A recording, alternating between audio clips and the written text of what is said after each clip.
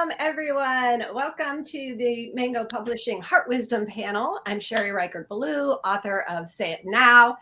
And oh my gosh, I am so excited today. We have Britt and Dianette here, along with, of course, Brenda from Mango. And we're going to be talking about inner strength. And I love this topic, and I feel like people really need it right now. So welcome, Britt and Dianette and Brenda.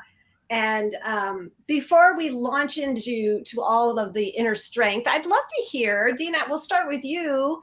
If you'd like to just introduce yourself and just, tell us what's top of your mind right now. Well, I'm Dianette Wells, the co-author of the book. And I would say top of my mind is the smoke outside, but otherwise just enjoying a fun afternoon of being here and speaking with all of you. I love it. And we're going to have such a treat because Dianette has promised to read us a little bit after we go through our introduction. So I'm really excited to hear a little bit from your book. And Britt, how about you? Hello. Hi, I'm up in northern Arizona. I'm a writer. I write for myself constantly, and I write for others as well and with others. And I love it. It's just something that propels me forward in life. I love this. How are you today, Brenda?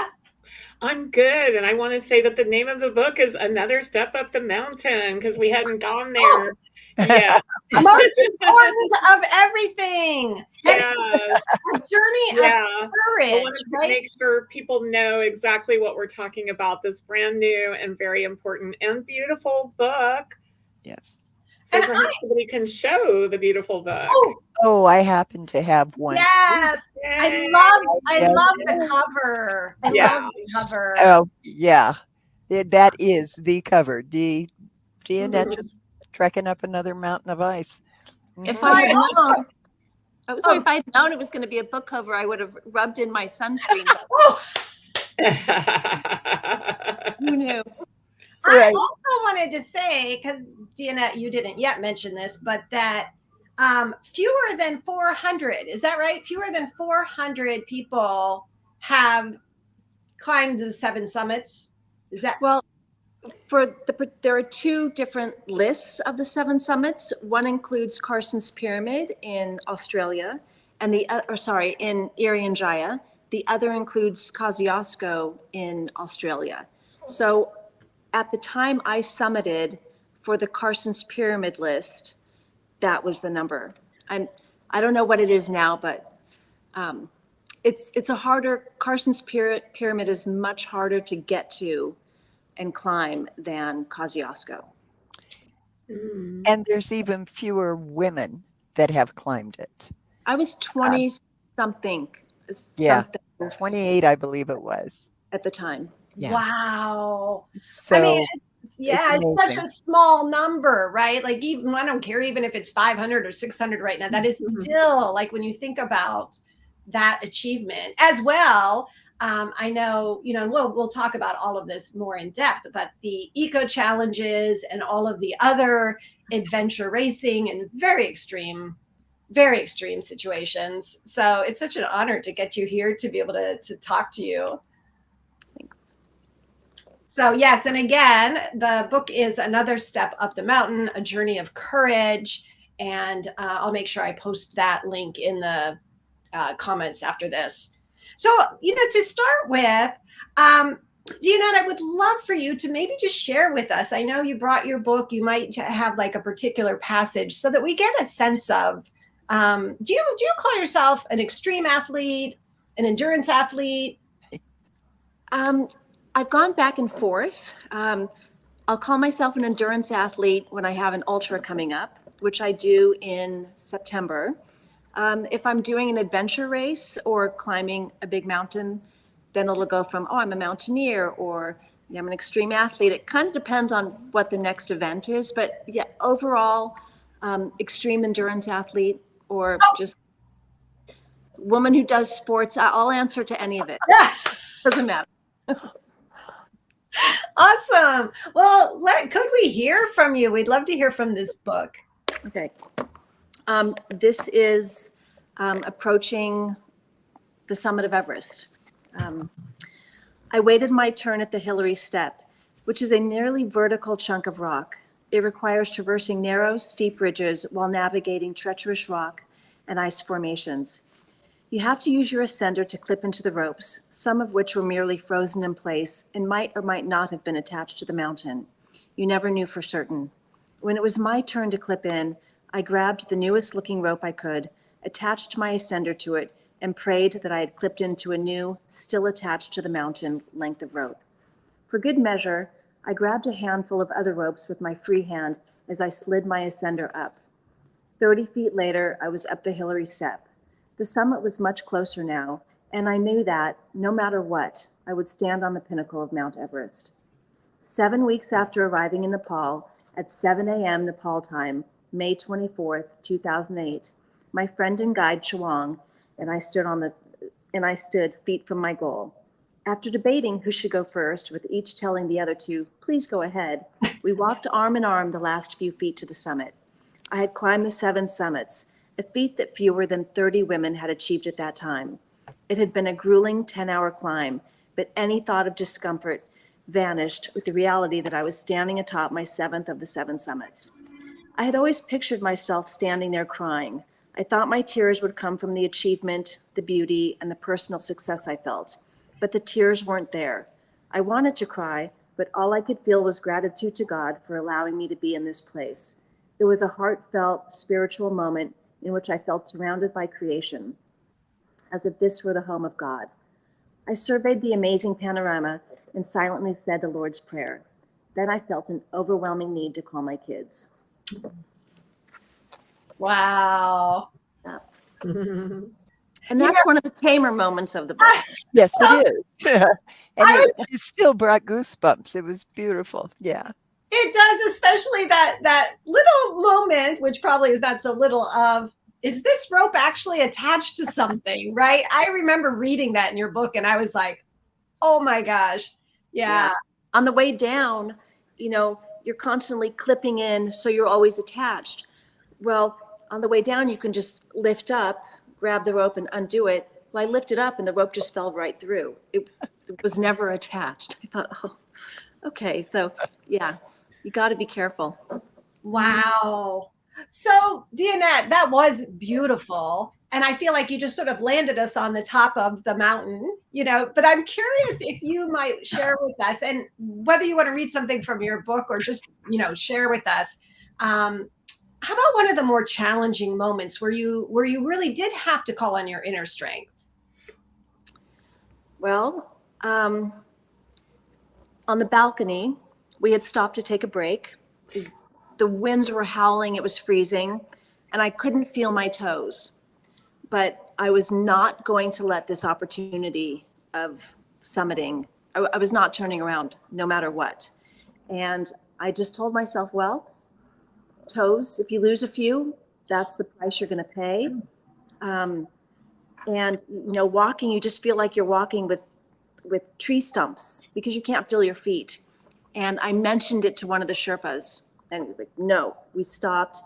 He took off my socks and my boots, put his last pair of socks on my feet. And it was like, okay, so, even the inner strength or inner stupidity as well at that point of, I'm going to go no matter what. Being able to listen to someone else and do what was necessary and correct. Wow.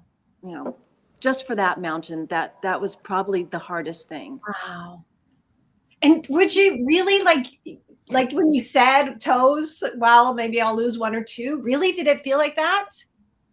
Yeah, I was not turning around.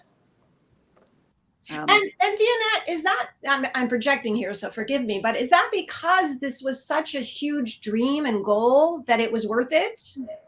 I think it was my second attempt, and I think I knew it was my last attempt. Uh-huh. And at the balcony, you are so close, so close, but yet so far. Maybe 2 or 3 hours left, if even that. I mean, that's how close you are to the summit. You've been there for almost 2 months, and now you're going to let some frozen toes stop you. I mean, It was an absolutely dumb decision on my part. And thankfully, Loch Burita made me do the right thing. But yeah, you're not, I mean, look at how many people summit, turn around, and on the descent die. They should have turned around hours and hours before that. But it's a very common thing on these mountains. When I was climbing Denali, it was myself, the guide, and one other person. And as soon as we got to the summit and took some pictures, turned around and walked down, he collapsed. And, you know, people will blow everything just to get to the summit without remembering that's only 50% of the way. You still have to get back down. Yeah. Well, and Dianette, one question around that just popped in my head that I think can apply to everybody in any of those situations where we're really like pushing and we need that inner strength. But you're pointing to something really important. And, you know, how do we know? How do we know when it's time to call up more fortitude and when to say, you know what, it's time to stop? I mean, for me, I think if we listen to that inner voice in our head, you know, not the I'm going no matter what, you know, bad response, but just that little inner voice that says, you know, maybe another time. And I've gotten better at that voice, and I have stopped. I mean, I quit on the Matterhorn 45 minutes from the summit because that little voice was saying, no, we're not doing this. So I think with time and age. I'm going to ask that same question, Britt. I know, you know, you may not be, you know, an athlete in the same way, but certainly Absolutely. you've called upon your inner strength. What is it for you? How do you know when it's time? I feel it in my heart. I don't rely on my head so much because sometimes you can outthink yourself. But if I'm really feeling it in my heart to go on, I will. If I'm feeling don't do it, pull back, I know there's a reason for it. So that's how I deal with it. And Brenda, you know, I'm going to ask you because you are an endurance athlete in your own way, which I happen to know. Yeah. What about for you? Because sometimes, you know, you work really hard and long hours. How do you know when to stop? Well, there are times when, you know, you know, in the afternoon, maybe like 3 or 4 or something, I'll feel like a little dip in my energy, you know, because the coffee was hours ago. Maybe didn't drink enough water or something like that. I'll just think like, oh gosh, but like I think about like, you know, there's this deadline, like I need to, you know, let this author know X, Y, and Z, or need to make sure everybody knows about the Heart Wisdom panel. And so I will just like actually get up and go look at my garden. And like, it's sort of like refills my cup, you know, just looking at the beauty of the plants or I'll stand outside on the front porch and just like look around and remember like, you know, it's a beautiful planet. We're lucky to live here. I'm lucky to have work that I love and get to work with astonishingly creative people, you know, like Britt and Dee and you, Sherry, as well. And then I'm like good to go for like another few laps. It's that grounding in nature, I think, that really pushes you forward. Yeah.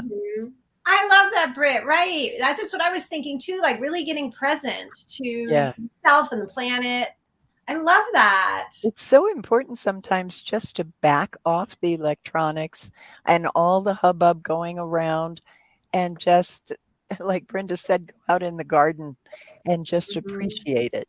It just centers you so quickly. I love that. I just realized I was neglectful in bringing up, which I should have done at the beginning. Dianette is the one who's climbing these mountains, who's running these races, who's doing all of these. And I was saying I wanted to make sure we talked about. So, Britt, share with us, like, what's your role in this book? Well, a good friend of mine who is an agent had talked to Dianette, and she called me and says, I think this is something you might be interested in working on because I do write with other authors and with people that just have concepts and we create. So she sent me Dianette's manuscript, which was like 700 pages. And I went, wow, okay. And I started reading, and I could connect with Dianette and feel what she was feeling. Even though the book was not a manuscript form or anything else, it just drew me in. And I felt it was really important to put this out there, not just because it's adventure sports, but because it is heartfelt. It is exactly what people need to read, to look up to sort of create a goal for themselves. And after talking with Dianette, I thought, oh my, this lady's really wonderful. She had gone through so much grief. Yeah. And to pull this together in a way that was comfortable and beautiful, it was a joy to work with her. Oh. And how did you guys find Brenda, or how did Brenda find you? That's the agent, Deborah, who hopefully is one of the people watching and listening. And she's a very special person. Like, she's deeply spiritual, very, very smart. I think she's a connector. I mean, that's probably what, literary agenting is at its highest level, is like connecting, connecting people, connecting the editor with the project, the right publisher. And in this case, like, she made a very important connection between Britt and Dee. Yeah. And so, Brenda, for you, I loved what Britt just said about this book being an inspiration, that someone doesn't obviously have to be an athlete to be inspired and to take the wisdom from the book. What was it for you? Like, what drew you in the most? Well, a couple of things. Like, when I first came to Mango, I was used to being at places like HarperCollins that had a massive backlist, and we had a very modest backlist. And so I wanted to, get a bunch of books on the list. And so one of them was a book that I put together, the Book of Awesome Women. And it has a chapter of women mountain climbers. And like, and there have been, like, there's some, like, from a couple hundred years ago, that, like, I felt like, why doesn't anyone know about these amazing women? Why aren't they talked about? Like, why aren't they taught in, like, classrooms, etc.? Yeah. So I was very inspired by some of these, like, really intrepid women. I mean, you got to remember that, like, like 150 years ago, like, it was frowned upon if like a woman didn't wear like a skirt or a dress, right? So, like, to be climbing mountains, at a time when, like, women's rights were not really a thing, was just very, very amazing to me. And I saw that through line with Dee's story, intrepidness, which is, I think resilience, resilience breeds, and, in being intrepid, like, means that, like, you are resilient. And that's another part, a major part of the book is, fortitude and just keep on going no matter what's happening. We all have ups and downs in our relationships. We all suffer loss and grief. And, my husband, had passed in 2 months before the pandemic. So, like, that grief still feels very fresh to me. Yeah. And I know that that's true for everyone that lost, like, a loved one, family member. And so I really connected with Dee's resilience through, like, such a gobsmacking grief. That I thought people need this book. Women need this book. It will help them carry on. And, like, not that many women are summiting mountains, as we know. Maybe it's still less than like 500 or whatever that made it to all 7. But in any case, like, we're all going through things, and we all have things that we have to face that are very, very difficult. And I believe that this book will help them invoke and uncover and discover their inner strength and carry on. Ah, it's so beautiful. I love that. Yeah. Dianette, maybe you could share with us, because this is the perfect next step with this, is when you've been in any, and there, the book is just filled. I mean, when I was reading the book, I was like, what she did, it's just incredible. Um, Maybe you could share with us some of the mindset tips or tools or practices that you use with yourself.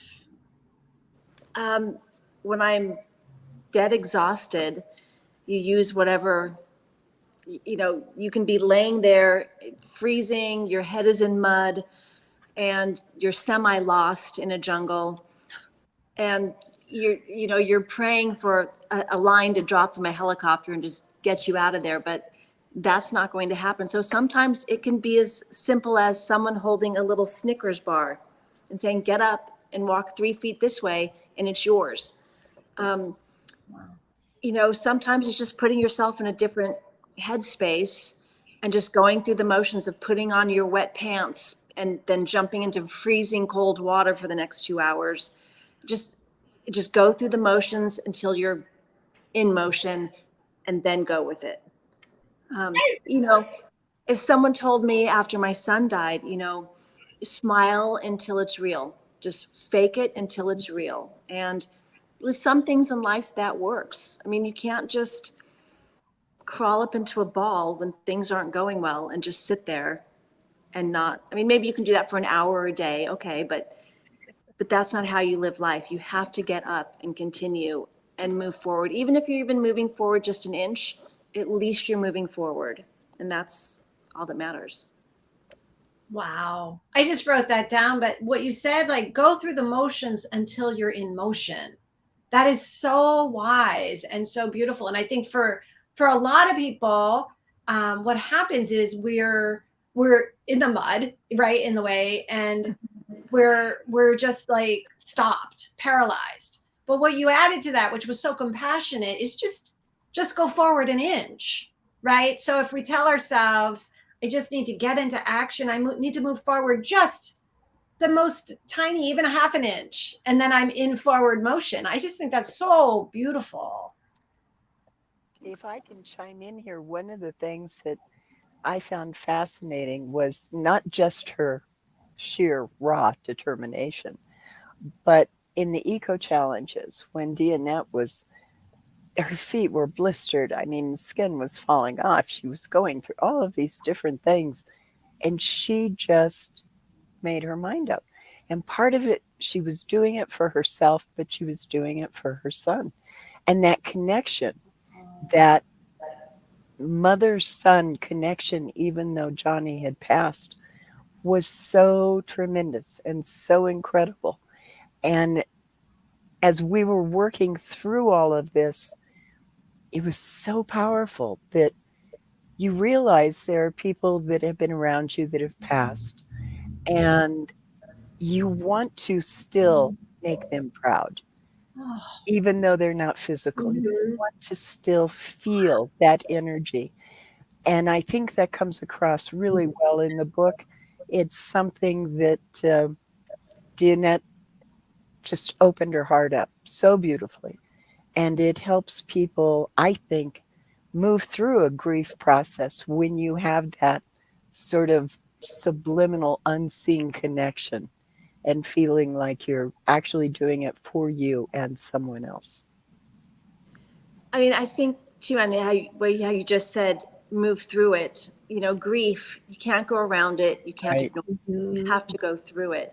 And as one of the things I tell in the book that is what Johnny said to me during that eco challenge in 2019.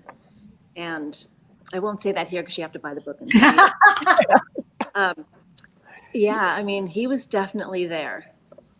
And I think, people on the other side, and this is maybe wacky, but I feel they're with us. And I think if we're having fun and living life, I think they like that. I don't think anyone here or there want to see us wallowing in grief. Life is meant to be lived. And I know that you're right, Dee, that I believe that I 1,000% agree. And I just would like, because we haven't really said, like, what a huge loss, Dianette. And, of course, so sorry to hear and to read about it. And I also, when I was reading the book and now in this moment, really feel Johnny's joy, Yeah. just his spirit, his vitality, and I guess I just wanted to say his name also to bring him into our circle because, Mhm. we're we're connected to him in this moment too, right? Feeling his, like you said, the joy. I know I never had the pleasure of meeting him, but just through you, I get the sense that he would be delighted, to know how much joy you're living in your life.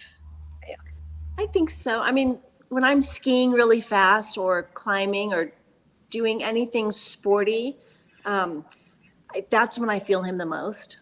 Oh, And I get some good signs. So, you know, I when I cross over, I literally want him to say, good job, mom. I'm glad you had fun.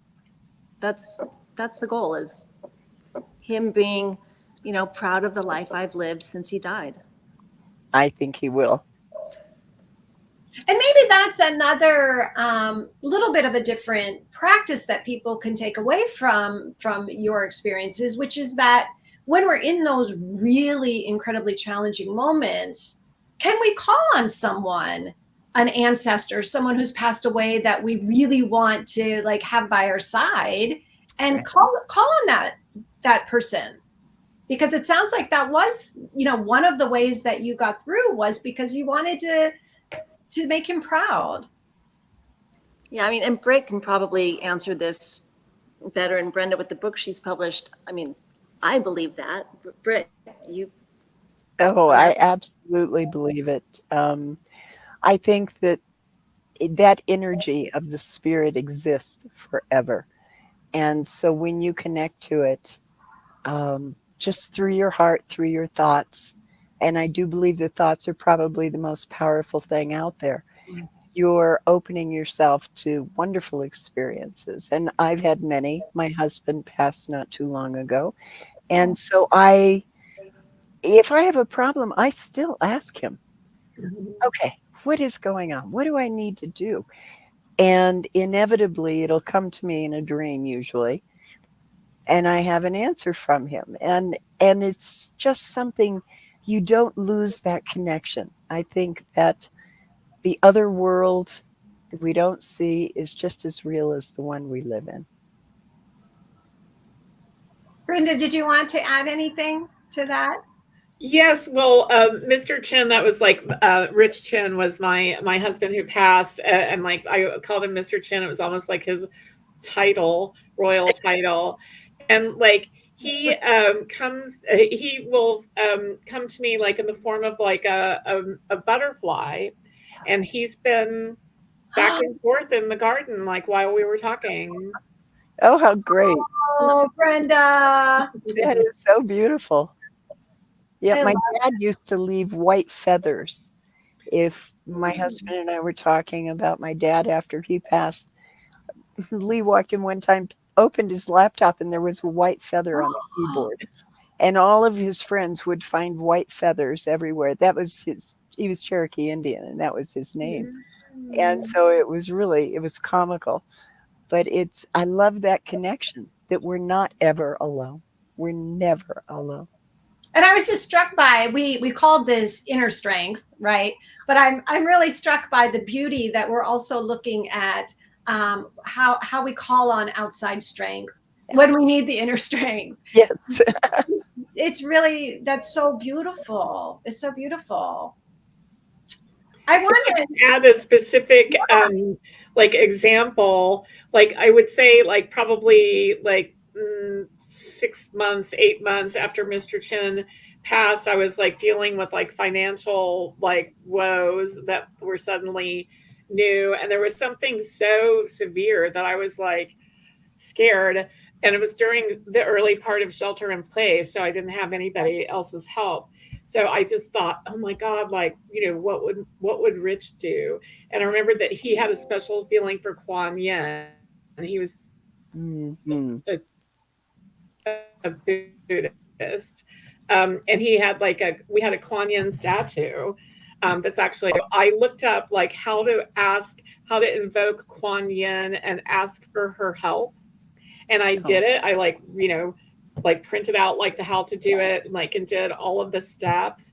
And within an hour, the issue was resolved. And I was like, okay, note to self, Kuan Yin might be somebody to call on again. But obviously I'm very spiritual and have published New Age and New Thought books for decades, and I take it very seriously. But it happened in such a real way, and it was I was having an emergency, and I got exactly the help that I needed within an hour. So I mean, I'm still thunderstruck by that. That is so beautiful. Very cool. I know. Thank you, Brenda. I'm so glad you shared that with us. Right, because I think what's so beautiful again about all of this. I've told that story before, but I'm sorry, Brenda. We're losing. I hadn't told that story before. Oh, you're losing me? A little bit, but I mean, we can hear you. I think we're just a little bit off. So that's why I'm sorry I spoke over you, but it's because we're a little bit off on our video, but that's okay. Well, I think we caught that whole beautiful story. Yeah. So I was just going to say that I love that, right? Again, that it's we don't have to do it all alone. Even Dianette, again, when people read your book time and time again, when you're reading it, you are kind of there, on your own, but I can see in talking to you, and I love this, that it's calling on these various other strengths. And I wanted to switch. I know we've been talking about sort of in the moment where that inner strength comes from, but Dianette, I'd love to know, how do you prepare? What is your pre-preparation for these kinds of mind-boggling, adventures and mountain climbing, and what do you do? It depends on where I'm living. I flip homes for a living, so depending on my terrain, but it depends on what the event is. If I'm climbing a mountain, I try to, get a lot of hill work in. If I'm running an ultra, just getting miles in. Doesn't necessarily have to be big hills, but just getting miles in. Just in general, especially as we age, just, muscles, not building big muscles, but functional use of muscles, keeping your core strong. I hadn't worked out for a year, and all of a sudden now, okay, I'm back to square one. Where do I start? I started with Pilates and strengthening classes, conditioning classes. So I think if our smaller muscles are strong, that allows the bigger muscles to be strong, and then less injury. But it just depends. There's just a lot of it now for me is mental, because I've done so many different things, and I know what's expected. Tomorrow, could I go run 155 miles? Probably not, but by the time September rolls around, hopefully, I'll be there. I have a little back issue thing going, but that's just another little speed bump, and you deal with it, and by day 2, it doesn't hurt anymore, and you just, like everything else, it's just one step in front of the other.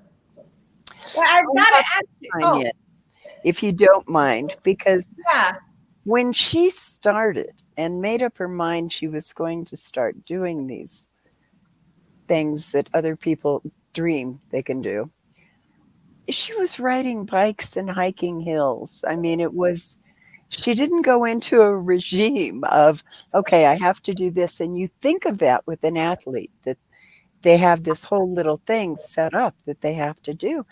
And yet she was just taking her natural proclivity and letting it take her forward. It was so amazing to me as I was reading through this, and I called her a couple of times and said, what do you mean? You really don't train? And she said, no, I just do what I do. Okay. Yeah. I mean, I'd probably be on the podium with a trophy. Yeah. But wow. True, but I mean, it's for me, it's about having fun. And I know those people who train and have those, definite rules. And yeah, I mean, the first year I did, and then I stopped doing that because I had a base. But I want to have fun. And then also, when I got the call in 2019 that my team had been accepted for Eco Challenge, I mean, that I did become more specific, but carrying groceries, all of a sudden, now I'm carrying groceries with purpose. I'm tightening my core, shoveling snow. I was, 20 on this side, 20 on that side. Like everything I did, I kind of did with purpose, because whatever I did at home did translate to a race course. And we all bring in groceries, we all walk to and from the car or the office building. And if you do it with purpose, I mean, that's training for me. I don't know. I love that. I do too, Britt. And I want to go back because you rushed right by this, and I think it was a really important moment when you said, "Oh, I have this little back thing, but that'll." The way you said that, and I thought instantly, and this is where I want to hear a little more about mindset. I think a lot of people, if not most people, if they had a back thing, they would suddenly go into worry mode and, oh my gosh, I don't know, can I do this, right? It would change their mindset. But you didn't do that. You're like, I have a little back thing. Well, how do you do that? At the start of any race, well, that's the thing I love about adventure. You don't know. At every start line, you don't know if you're going to last a minute or the entire thing. So this is just another one of those mysteries. And, you bring Motrin, you bring patches for your back. You address it and you try to make the muscles around it strong. So you're not going in unprepared. But would it make me quit? No. If it were very serious, obviously I wouldn't be going. But you have it assessed, and it's not going to kill you. So continue on. I mean, it's Jordan, it's Petra. I've always wanted, that's the other part of these adventures is you're seeing cultures and places that a lot of tourists won't see because we're running in the middle of nowhere. And you see farmers and villagers that you'll never see if you were on a tour bus. And for that, I'm always grateful. And I don't want to miss seeing Petra. I've wanted to see it my entire life, and that's where the finish line is. So, I may be taking a lot of Motrin, but I'm going to the finish line. Britt, do you have a similar experience like that where it's kind of like where you've been able to just turn your mindset to what you want instead of that worry? I do. I don't have a tendency to worry. My friends tell me I'm the happiest person they know. It drives them crazy. It's just something that to me is normal. I have a different concept, and that is I let life lead me. I know it's going to take me in the directions I need to experience. I know I'm going to learn something that I need from every single thing I do. So I may create a plan, but if that plan goes awry, I don't get upset because I know it's taking me someplace else I need to be. So it's a little bit different. Yeah. I don't struggle. It's something that isn't part of my vocabulary any longer. I found out that life isn't really something that requires struggle. But if you set a goal and it is achieved, it's wonderful. And if it takes you off in a different direction, that's wonderful too. So it all works. That is so beautiful. That is so beautiful. Brenda, I'm going to come over and ask you that same question. Okay. Mindset, right? Mindset, right? Like, so something's happening, maybe there's some unexpected challenge or difficulty. What do you do? Yeah. What do you do? Yeah. You've heard me say this before, Sherry, in like a couple of Heart Wisdoms, maybe a year or so ago. but for whatever reason, I think it was my first grade teacher instilled me with like a sense of confidence, like as a first grader. So I sort of have what I call radical self-belief. And that even if something seems like, oh my goodness, how are you going to do that? I just believe, and then I just do it. I like, think it into being. And I actually have an example that I can give you of that this week. So pre-conference for winter 2025 is Friday morning, this Friday morning. And so I have to prepare to be able to present 25 books to 50 people. It's one of the most important meetings of the year. I have my binder. I've looked at it. I've looked at the books. I've sort of like got a little bit of my sales handle for each, my elevator pitch and everything for each book. And then after probably in a couple of hours, I will start making notes and then rehearse. And then tomorrow, but after from like 1 to 3 p.m., I'm going to like bear down on it and like just hyper focus. And then I will be ready. But it's like, it is like a mindset, like, and just like, that I right now I'm not ready. I'm not very ready at all. I'm pretty ill prepared in this moment, but I know I will get there and I know I will crush it. So I know it's a completely different like ball of wax, but I think it's related. It is. I love this. I mean, each of you have really brought forward, some really helpful tools. And Brenda, I love that first grade teacher of yours, like for instilling that in you, right? Mrs. Gammon. Yeah. Yes. She held at the graduation of first grade, like she held my little hand and said, I can't wait to read the books you have written. And at the time I was like, what? And that like it planted a seed in me that I think has bloomed to this day. Mm-hmm. I know. I've had a similar experience. Yeah. My 8th grade teacher did the same thing. You're going to be a writer. Don't plan on doing anything else. That was, wow. And I said, oh, interesting. Okay. She called that. Yeah. She did call that. I love that. I mean, it's almost a cliche now, but I still love I can do hard things. I can do hard things. I can do hard things. A friend and I were caught in a crazy snowstorm in Portland once, and the cars were all over everywhere and she was trying to drive me to the airport, and the whole thing, it was just a big adventure the whole way through. But we're just like, we could do hard things. We could do hard things. It also brings a little bit of levity because because it's so overused, right? That it brings its own yeah. I love a challenge, and it sounds like that's what you're doing when you do I can do hard things, is you're just setting that challenge up so you can move forward. I think we've got to challenge ourselves. That's great. I love that. Affirmation too. It's an affirmation. Yeah.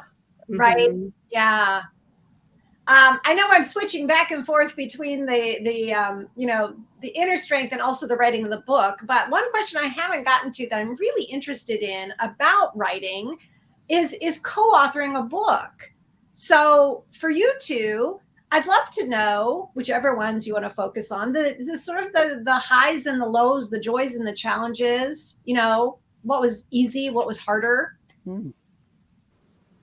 You want to go, Dianette? That's a great question. She had to take my jumble of words and, make something, functional out of it. So I think the onus was on her.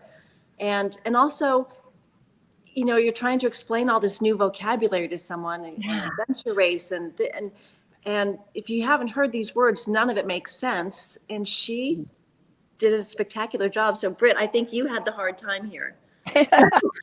It was when I first got it, I thought, oh, this could be really overwhelming. I did have that thought. And then after speaking with Dianette, it was just such a connection. I knew what she wanted to say. And I knew in that whole stack of pages I had were the words. I just had to dig in, find them, make them cohesive, and put them together. It was a joy. I've worked with a lot of other co-authors and authors. I've ghostwritten books. It was truly the most joyous experience I'd ever had. And there was something else. In the process of this, I felt like I had to pull Dianette out piece by piece. So I was trying to help her reach in and figure out who she was in this book. And about halfway through, she was ahead of me. She already knew. And it was so great. Just that connection was so beautiful. Oh, Dianette, I want to hear about that. Like, that sounds really magnificent. Well, she was always a little hesitant to, well, it's an adventure race, or it's this or it's that, but she didn't get into the detail. And when she did, it just poured out.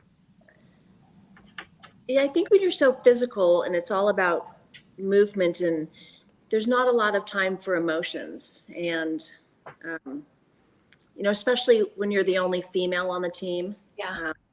You just don't do the emotion thing. And so I can understand her, trying to pull well, how did this feel? And it's usually, well, you're just moving forward. You're not focusing on feelings. So yeah, to bring those up, and I think we got there. I do too. And it was a joy. It really was the most enjoyable work going on between two people that I've ever experienced. Oh, that's beautiful.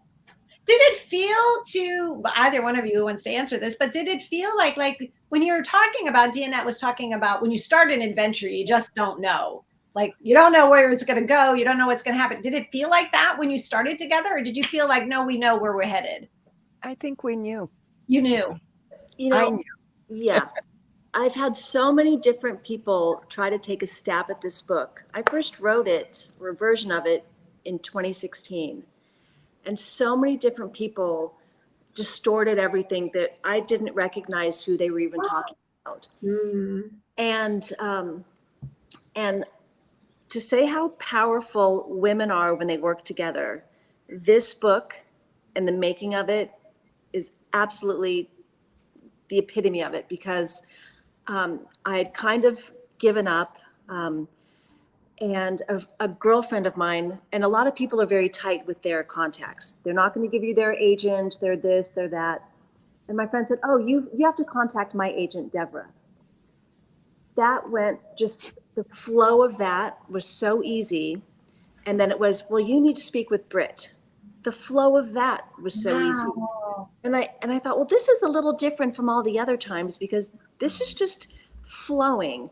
And then immediately when the book was done, another female, Brenda, but we want it. And I was like, all these women, there's something here. And now I can just tell you, when something is where it's supposed to be and when, it just flows. And the fact that this is so female centric, with, kind of manly sports, which is even funnier. Right? I know. Yeah, it's, and, why not uplift other women and help other women? Anyone who asks me, how did you get this done? It's like, here is Deborah's contact information. And, I believe in sharing resources, and I believe in, uplifting, especially uplifting other women. And you do a great job of that. Thanks. Brenda, I'd love to know, you always have fascinating questions or angles that you want to bring into. Is there something that we haven't yet covered that you feel like, oh, we have to talk about this aspect? Well, one thing I was thinking as I was listening to Britt and Dee talk about, like, the handoff of the 700 pages to Britt, and I was just thinking, like, great artists, like, especially like, neoclassical artists, like, and sculptors. And I think Leonardo da Vinci said this, that, like, it was there, like in the big block of stone, and then he just had to like chip away, and then there it was. There was like the end result. Like there was the brilliant, beautiful piece of art. So I was thinking like something like that happened with sculpting the words and the meaning and the story, and that like that was I was just pondering that.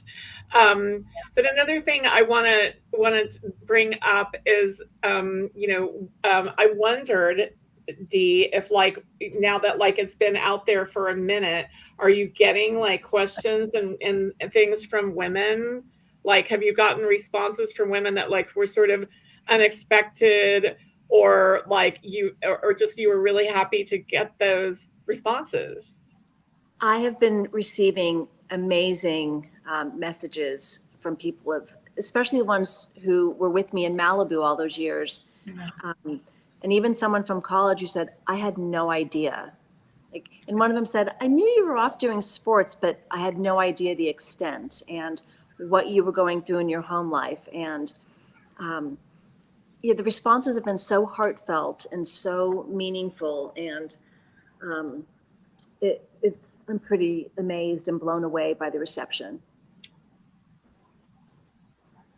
I figured, and I know there's much more to come because it's only been out there for a minute. So I think that, people that from your, years ago that like you went to high school with and like you barely remember them, but like they'll come across the book, and like also strangers, like complete strangers that have discovered your book right at the right time when they needed it. Yeah. That's, I think, what's going to be super rewarding, because I worry that this might be the most stress-filled year any of us have ever lived through. Yeah. And so people need like tools for resilience and reminders that they can get through it, just like one step at a time, one step forward at a time. We can do it. That's a valuable reminder in this, just the bucket of stress we're living in this year. Yeah. I mean, the garden thing, being in nature, I think is the number one thing. Because if you're in nature, unless it's on fire, nothing, there's life happening, and there's, it does change your perspective, whether you're hiking through it or just focusing on flowers and touching the dirt. I mean, I think it's the best. Yeah. I love that, because obviously nature itself is so resilient, right? Like and to Britt, I love Britt. I just love what you said about just the flow, right? So nature, I'm just looking outside as I'm speaking to you, right? It just happens, right? It's just not like stopping and thinking, I don't know if I can do this. I don't know if I can grow over this fence. It just somehow does it. And I love that you guys have all spoken about that power of nature. I think it's important. We have a tendency to get so stuck in our little ruts of things. We don't take time to really get out and appreciate the grounding that nature can give you and the energy it can provide. It, to me, is just a great way to center. Even if you just go sit under a tree for 5 minutes, it just sort of brings you in line. Well, Dianette, I want to ask you the same question I just asked Brenda, which is, so we have a few minutes left. Was there something that you felt like, oh, I want to make sure that we talk about this, or that this gets said about the book? I mean, my main purpose for this book, and the main reason I wrote it back in 2016, or started it in 2016, was that I wanted people who, no matter what they were going through in life, to know that they could survive it. Even the worst thing that could happen to you, you can and will survive it. And even if they look at my story and go, oh, what a storm that was, and it makes them feel better about their lives, great, perfect. But I just want people to feel like, okay, yeah, like you said, I can do hard things. Or in your case, sometimes impossible things, I would say that, or seemingly impossible. Yeah. Britt, what about you? Is there something else that's not yet said? I think that this book just hits so many powerful areas of thought and of heart. It touches so many people. I've had great conversations with individuals that have read it and said, this woman's amazing. I mean, not just because she climbs mountains and does all the races and everything else, but what she's gone through on a personal level and how she's managed to impart it in a way that gives you a feeling of comfort, that you can do whatever is laid before you. If you don't fight it, if the struggle that you can create is sort of set aside and you set your goals, you can move forward. And it's been beautiful. I was speaking to a friend of mine who's a psychiatrist, and she said, what a powerful book. She said, I can't describe it any other way. It hit me on so many levels. And I just thought, then we did our job. We told her story. Yeah. Yeah. Yeah. And I know we've touched on this a little bit, but for each of you, like, who is the person out there that you're most hoping, will find this book or will read this book and be impacted by it? Brenda, I'm going to start with you. Wow, my mind immediately went to some political figure, but I'm not going to go there. I'm going to say that it's somebody that I don't know, but like a woman that's, facing like cancer or some major health challenge, and that like she gets that booster of like resilience and strength. I want women to just, it's like it's like a boost of like strength, like, just read it or listen to the audio book, while you're walking or climbing a hill or whatever, because like the audio book came out fantastically. And that's such an easy way to read a book, right? Like just listen to it, like while you're doing other things or, laying on your bed and trying to deal. So I want as many women as possible to find healing from this book. And I know that they can, and I know that they will. Yeah. Britt, who are you imagining? I think it has a really strong group of people that want to be as adventurous and as dynamic as Dianette is.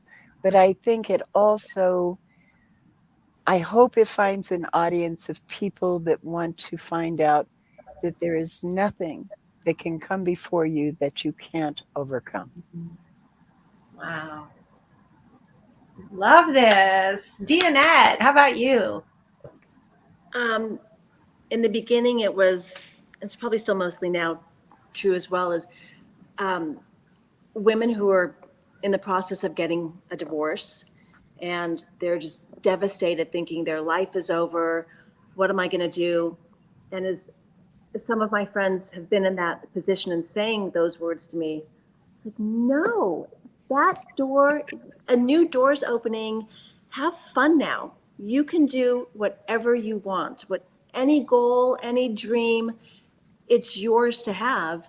And now nothing can hold you back. That's how you have to look at it. And I really try to believe and live that there's always a silver lining. We might not see it for a while, could be years, but there is always a silver lining. I don't think things happen just to be bad. I think, lessons in life and things we go through, but there's always something positive to come out of everything. And just, focus on that and focus on a brilliant future. So. Oh my goodness. All of you, this has been amazing. I feel like such a gift to be able to be here and to hear from each of you. I feel like there's been so many important, like practical tools, but also these like wonderful, heartfelt, spiritual connections, which I think is what Brenda and I are always looking for, that combination, right? It's the heart wisdom.